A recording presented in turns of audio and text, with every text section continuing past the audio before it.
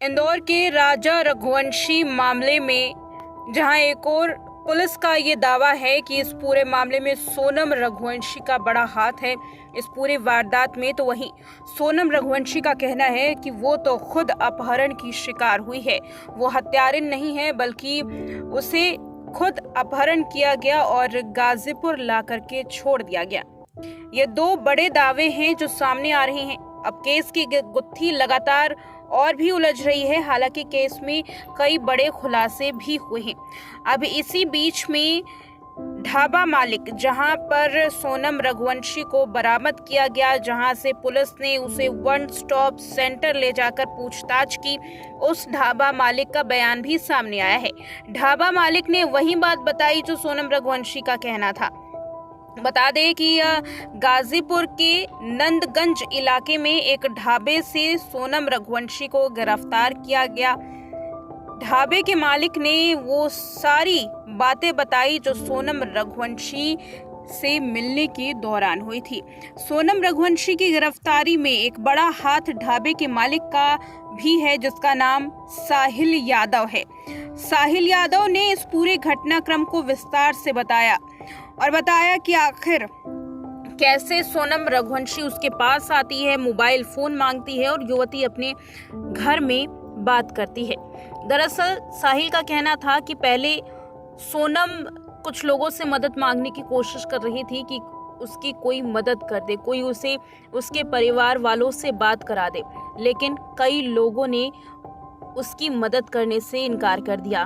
फिर सोनम साहिल के पास आती है और मदद मांगती है ताकि एक फोन करके अपने परिवार वालों को ये बताए कि वो कहाँ है। साहिल यादव जो कि ढाबे का मालिक था, वो सोनम रघुवंशी की मदद करता है, उसे अपना फोन देता है और सोनम अपने भाई को कॉल करती है। भाई को कॉल करने के बाद सोनम रोने लगती है। सोनम की हालत देखकर ढाबा मालिक सोनम के भाई से बात करता है और बताता है कि आखिर सोनम की लोकेशन क्या है। इस लोकेशन के आधार पर ही पुलिस सोनम को ढूंढती हुई ढाबा पहुंची थी। जब साहिल यादव से पूछताछ की गई कि सोनम ने उसे क्या बताया है, क्या सोनम ने उससे बातचीत की, कोई कहानी बताई, तो साहिल यादव का कहना था कि सोनम ने उससे बताया कि कैसे वो शादी के बाद हनीमून पे गई थी। मई में उसकी शादी हुई। हनीमून जाने के बाद कुछ लोग सोनम और राजा के पास आते हैं। सोनम से लूटपाट करने की कोशिश की जाती है और इसी दौरान कुछ लोग राजा को मार देते हैं और सोनम से लूटपाट कर उसे अपहरण कर यहाँ छोड़ दिया जाता है। सोनम का कहना है कि लूटपाट के बीच में उसका कैसे अपहरण हुआ और कैसे वो गाजीपुर पहुंची, इसके बारे में उसे कुछ भी याद नहीं है। वो बीच में बेहोश हो गई थी। सोनम की जब आँख खुली तो उसका दावा है कि वो गाजीपुर में मिली और यहाँ अब सोनम ने साहिल से मदद लेकर के परिवार वालों को इत्तला दी कि वो गाजीपुर में है। ये कहानी ढाबा मालिक साहिल यादव ने बताई है और यही दास्तां खुद सोनम भी बता रही है। सोनम का कहना है, उसका एक बयान सामने आया है कि वो खुद पीड़िता है और उसका अपहरण किया गया। वो बेसुध हालत में पुलिस का कहना है कि मिली थी और सोनम की हालात फिलहाल ठीक हैं। उसकी जो तस्वीर सामने आई है उसमें भी देखा जा सकता है कि सोनम बेहद बुरी कंडीशन में मिली है। दिमागी संतुलन पूरी तरीके से सोनम का हिला हुआ है।